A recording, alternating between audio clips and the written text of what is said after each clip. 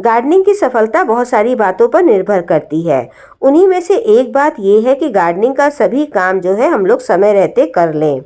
Winter के कुछ plants जो है वो बहुत अच्छे से ग्रो नहीं हो रहे हैं, इंतज़ार कर रहे हैं कि उनका जो है हार्वेस्टिंग टाइम पूरा हो जाए। लेकिन अगर बहुत देर करेंगे तो समर वाले हम लोग को प्लांट्स लगाने हैं, उसमें देरी हो जाएगी। तो जिसमें ग्रो बैग में थोड़े बहुत प्लांट्स लगे थे, सब्जियां लगी थी, उन सबको मैंने फटाफट हार्वेस्ट कर लिया है और इन ग्रो बैग्स को खाली करना शुरू कर रहे हैं। स्पेशली ये काम करना तब ज़रूरी है जब गार्डनिंग का A to Z काम सारा आप खुद ही करते हो। अभी तो देखिए फिर भी मौसम अच्छा है, धूप तेज नहीं है। अगर हम लोग बैठे रहेंगे कि जब सब्जियां पूरी तरीके से पक जाएं फिर तोड़ें, तब तक बहुत देर हो जाएगी, धूप में भी तेज़ी हो जाएगी, फिर हम लोग ये काम दोपहर में नहीं कर सकते हैं। अभी तो इस समय जब हम ये काम कर रहे हैं तो दिन के 12 बजे हुए हैं, तो हमको कोई भी प्रॉब्लम नहीं हो रही है करने में। तो यहाँ पर मैंने अपने ग्रो बैग्स खाली कर लिए हैं। इनमें थोड़े बहुत टमाटर वगैरह लगे थे, थोड़े से कच्चे टाइप के भी थे, मतलब पूरी तरीके से पके नहीं थे, तो उनको भी मैंने हार्वेस्ट कर लिया। बंद गोभी थी, वो भी सब निकाल करके मैंने रख लिया है। अच्छा, जो ग्रो बैग है इसकी पूरी मिट्टी पलटना बहुत ज़रूरी होता है, क्योंकि कई बार हम लोग क्या होता है ना, ग्रो बैग के नीचे कंपोस्टिंग भी करने लग जाते हैं।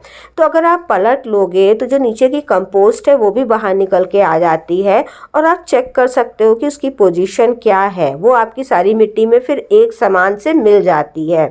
और साथ में जो भी ग्रो बैग जहाँ रखा है, स्टैंड्स रखे हैं, वहाँ कायदे से सफाई भी हो जाती है। तो यहाँ पर मैंने सफाई कर ली है। इस मिट्टी को जो है 2-3 दिन अभी मैं ऐसे ही छत में पड़ा रहने दूंगी। हाँ, ये ज़रूर है कि बीच बीच में मैं जो हूँ 1 दिन बाद इसको उलट पलट दूंगी। तो इस तरीके से ये इसको जो है अच्छी तरीके से धूप मिल जाएगी। और यहाँ पर कुछ मैंने गीला और ये जो सूखा वेस्ट था इसको मिला दिया है। अब ये फिर नीचे जो है एक ना कवर का काम करेगा, ताकि नीचे से जो हीट लगती है ना ग्रो बैग्स को, वो नहीं लगेगी। अब जो है इस ग्रो बैग में काम करना था, लेकिन अभी मैंने छोड़ दिया है, क्योंकि इसमें जो है काफ़ी सारे टमाटर अभी लगे हुए हैं और ये ग्रो हो रहे हैं। तो इसलिए इसको अभी मैं सोच रही हूँ कुछ ना करूँ, इसको एज इट इज़ ही रहने दूँ। और इसके बगल में जो मेरा ये वाला ग्रो बैग रखा है, इसको जो है मैं इस पर काम करना शुरू करती हूँ। इसमें दोस्तों मैंने कम से कम 15 दिन पहले जो था पालक लगी थी वो टोटली हार्वेस्ट कर ली थी। मिट्टी में मैंने थोड़ा सा हल्की फुल्की खाद वगैरह डाल दिया था इसमें, और साथ में जो था इसकी मिट्टी को ऊपर नीचे करा है, कम से कम 2-3 बार करा है 4-5 दिन के अंतर में। तो अब इसकी मिट्टी को हम टोटली बाहर नहीं निकालेंगे, क्योंकि उससे मेरा काम बहुत बढ़ जाएगा और फिर उतनी मेरी हिम्मत नहीं है। तो इसको इसीलिए मैंने इसी में जो था मिट्टी बार बार मैं गुड़ाई करके ऊपर नीचे करती थी और धूप दिखाती रहती थी। तो एक तरीके से कहे कि ग्रो बैग के ही अंदर इसको मैंने धूप लगवा दिया था। ये 15 दिन से ऐसे ही चल रहा था। तो आज जो भी इसके ऊपर थोड़ा बहुत कचरा पड़ा हुआ है उन सबको मैं हटा लेती हूँ, और इसमें जो है खाद वगैरह मिला करके इसका सॉइल मिक्स रेडी करते हैं। सॉइल मिक्स रेडी करने के लिए सबसे पहले तो देखिए हम गोबर खाद लाएं, क्योंकि मेरी कंपोस्ट सारी ख़त्म हो चुकी है। आपके पास अगर कंपोस्ट है तो वो भी मिला सकते हो। ये जो गोबर खाद है ये मैं आधी, जो ये बोरी है लेकिन आधी से भी कम हम मिलाएंगे। और इसमें जब मिला रहे थे तो देखिए कितनी सारी पन्नियाँ निकल रही हैं। अगर नर्सरी में जा कर के हम कंप्लेन करते हैं तो जो नर्सरी वाले हैं वो सीधे यही कह देते हैं कि अरे पैक करके बोरी आती है, वैसे ही हम लोग तो बेच देते हैं। लेकिन अगर आप ये सोचिए कि यही खाद हम अपनी मिट्टी में मिलाएंगे, उसमें हम सब्जियां ग्रो करेंगे, इनडायरेक्टली ये जो प्लास्टिक है ये हम ही लोग के पेट में जाएगा ना। तो इसलिए ये ध्यान रखिए कि इसको बिन ज़रूर लीजिए। इसके बाद दोस्तों इसमें मिलाने की बारी आ रही है खाद और दूसरे पोषक तत्व। हम तो अपनी मिट्टी में बहुत कम मिलाएंगे, लेकिन आप कितना मिला सकते हो उसकी मात्रा जो है स्क्रीन में आ रही होगी। आप जो है उसका स्क्रीनशॉट भी ले सकते हैं। इसमें हमने मिलाया है बोन मिल। तो मेरा जो बोन मिल की क्वांटिटी है वो दोस्तों वो बहुत कम है। आप ये सोच सकते हो कि टोटल सॉइल मिक्स का शायद केवल 2% है, और नीम की खली मिला रहे हैं, और इसके साथ जो है ये राख वुड ऐश इसको मिला रहे हैं।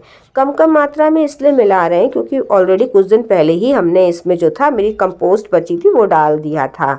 इसके बाद जो है मेरे पास थोड़ा सा जाइम रखा था, वो भी मैं डाल दे रही हूँ। बस इतना ही रखा था, इसी को भी मैं मिला दे रही हूँ। फिर इसके बाद इन सबको मिला दे रहे हैं।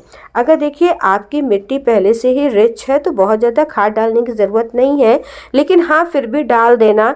मेरे में क्या था ना कि मैं पहले इसमें कुछ और बोना चाह रही थी, लेकिन फिर बाद में मेरे दिमाग में आइडिया आया कि अब कुछ नहीं बो करके सीधे मैं जो हूँ इसमें समर की वेजिटेबल लगाऊंगी। तो अब इसको मैं पूरी तरीके से मिला दे रही हूँ, गुड़ाई कर दे रहे हैं ताकि ये जो खाद वगैरह डाली है सब ये नीचे तक चली जाए। आप सोचोगे ऐसे कैसे चली जाएगी, लेकिन अभी देखिएगा आगे हम जो प्रोसेस करेंगे तो खाद के जो सारे पोषक तत्व हैं वो नीचे तक पहुंच जाएंगे। यहाँ पर फिर इसके बाद पानी डाल दे रहे हैं। पानी डाल देने से क्या होगा, जो इसमें हमने न्यूट्रिएंट डाले हैं वो अंदर तक चले जाएंगे पूरे पानी के थ्रू इसमें।